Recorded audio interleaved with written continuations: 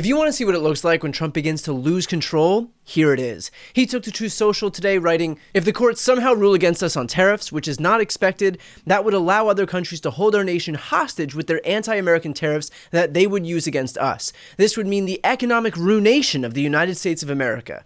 Now, first of all, Trump's little temper tantrum would probably be a little more effective if we hadn't already gone 250 years without seeing what he's vowing will happen.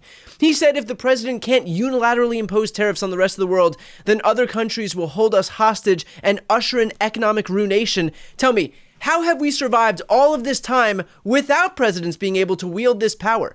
Think about it. No other president has asserted this authority. That's why the courts are saying that Trump himself can't, meaning that it hasn't happened here. And yet, Trump is trying to gaslight us into believing that if he can't do this, if any president can't do this, then that'll lead to the demise of America. If anyone has an answer to that, I'm all ears. So here's the deal. The courts already have ruled against Trump as it relates to tariffs. A 3-judge panel on the Court of International Trade, composed of 2 Republicans and 1 Democrat, have blocked his use of the emergency powers that he claims give him carte blanche to impose sweeping tariffs on other countries. And while that decision was temporarily stayed by an appeals court, the reality is that when the appeals court does finally rule on the merits, it'll likely be upheld there too, considering that panel is 7-4, Democrat to Republican. And then of course it'll be up to the Supreme Court to render the final verdict here, but it's likely to do so with multiple courts having already issued sweeping rulings outlining how he is employing a power that does not exist. And by the way, Trump already barrels ahead with this asinine fight at his own peril. His tariffs are already sending costs skyrocketing, with inflation now set to rise. One Federal Reserve governor said today, "Thinking about the rest of 2025 and 2026, I expect the largest factor driving inflation will be tariffs. And as I said earlier, whatever the size of the tariffs, I expect the effects on inflation to be temporary and most apparent in the second half of 2025. Here's the Fed chair, Jerome Powell, echoing that sentiment here. How much of the higher inflation forecast for this year is due to tariffs? And since the policy path remains the same, are you effectively reading this as a one-time price level shock? Okay, so how much of it is tariff? So let me say that it is going to be very difficult to have a precise assessment of how much of inflation is coming from tariffs and from other, and that's already the case. You may have seen that goods inflation moved up pretty significantly in the first 2 months of the year. Trying to track that back to actual tariff increases, given what was tariffed and what was not, very, very challenging. So some of it, the answer is clearly some of it. A good part of it is coming from tariffs, but we'll be working, and so will other forecasters, to try to find the best possible way to separate non-tariff inflation from tariff inflation. So Trump's tariffs will cause inflation to rise, which is really something considering this is the kind of stuff that Trump would spew on the campaign trail. Kamala's inflation nightmare has, think of this, has cost the typical American family $30,000. Think of that one. Higher prices because the inflation's just raised. And you know, it started when they played around with my energy. I had no inflation. We had the greatest energy we've ever had. I was going to have it 4 times higher by now. And we're going to do that, but we got a little bit of a delay and we were going to have it 4 times higher. We were going to take care of Asia. We're going to take care of Europe. We're going to make a fortune, start paying down debt. We have $35 trillion in debt. We're going to lower your taxes. I gave you the largest tax cut in the history of our country and the largest regulation cuts. And we were able to do more. Thank you. Thank you. So I think I'm understanding inflation is only okay when a Republican is responsible for it. If Trump is actually worried about the economic ruination of America, he might recognize that the call is coming from inside the House. It is his policies that are causing prices to rise and the economy to falter. And in fact, when his own administration is questioned on it, they perpetuate the myth that there's no adverse impact from tariffs since the whole cost is eaten by the exporters. There is a J.P. Morgan Chase report that estimated the average American household cost was $600 per year. What do you say to Americans who are watching right now if the price of goods rise because of these tariffs?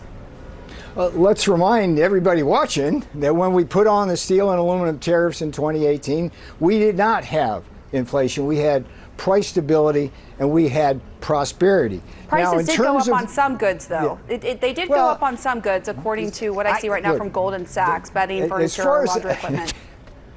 As far as I'm concerned, anything that comes out of Goldman Sachs or some of these think tanks, they have an agenda. I don't believe them. But let me just quickly tell you, when tariffs come, you have the price adjustment by the exporters. They have to lower their prices in order to hold on to their market share.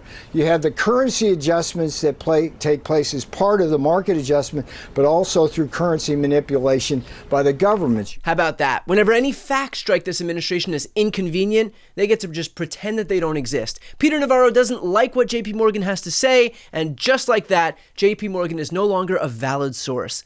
Lucky, huh? But even Trump can't escape reality sometimes. He took to Truth Social a couple of weeks back and wrote, Walmart should stop trying to blame tariffs as the reason for raising prices throughout the chain. Walmart made billions of dollars last year, far more than expected. Between Walmart and China, they should, as is said, eat the tariffs and not charge valued customers anything. I'll be watching and so will your customers. Which is super weird, because I was told by the ultimate authority on tariffs and trade, Donald J. Trump himself, that foreign countries pay tariffs that are imposed by the U.S. A tariff is a tax on a foreign country. That's the way it is, whether you like it or not. A lot of people like to say, oh, it's a tax on us. No. It's a tax on a foreign country. It's a tax on a country that's ripping us off and stealing our jobs. And it's a tax that doesn't affect our country. And you could see hundreds of billions of dollars of tariffs on other countries also. Pretty unequivocal. And so armed with the apparent fact that tariffs are a tax on foreign countries, why in the world would Walmart need to, quote, eat the tariffs if they're not being paid by Walmart or any American company, but rather by China or some foreign country? And the reality is, and always has been, that foreign countries do not pay tariffs, importing companies do, which makes sense because we can't make foreign countries pay us. Our IRS doesn't impose taxes on another country. We don't have access to their treasury. All we can do is impose tariffs from the goods coming from those countries into ours, but what happens is that American companies pay the tariffs to gain possession of the goods, and then they pass those costs onto their customers. We are the customers, Americans. In other words, tariffs on foreign countries are in effect a tax paid by Americans, period. And Trump's Truth Social post saying that Walmart and China should eat the tariffs is a direct admission that American companies do pay the tariffs. Why would Walmart need to eat anything if, as Trump has repeatedly claimed, China's the one paying? They wouldn't. So look, Trump will continue to step on his own talking points, he'll continue to contradict himself, he'll continue to lie, but the truth here is obvious. His trade war is a disaster. They are making everything more expensive, and more importantly, he is not winning in any sense of the word. There are no countries sprinting to the negotiating table because they know what Wall Street already knows, that Taco Trump will always chicken out because he has no leverage. He is economically illiterate, but too proud to admit it. And so he continues to barrel ahead with his disastrous policies, despite the fact that we are now the only country in the industrialized world with an economy that is contracting. So if Trump is looking out for the guy responsible for ushering in economic ruination, he might want to consult a mirror. Before you go, if you enjoyed this content and you want to see more and support independent media, please subscribe to this channel. The subscribe button will be right here on the screen. But second, the reality is that we are now in a political environment where this administration can lean on any of the social media platforms to suppress certain voices if they don't like critical coverage. That means my longevity here is in the hands of a few tech billionaires who are already making it clear that they are willing to cater to this administration. To that end, signing up for my newsletter is a way for me to reach you directly if that ever becomes necessary. I'll put the link right here on the screen as well, so please sign up. It's free, but there's also an option to do a paid subscription if you'd like to support me and my team. I really appreciate it. Thanks so much for watching.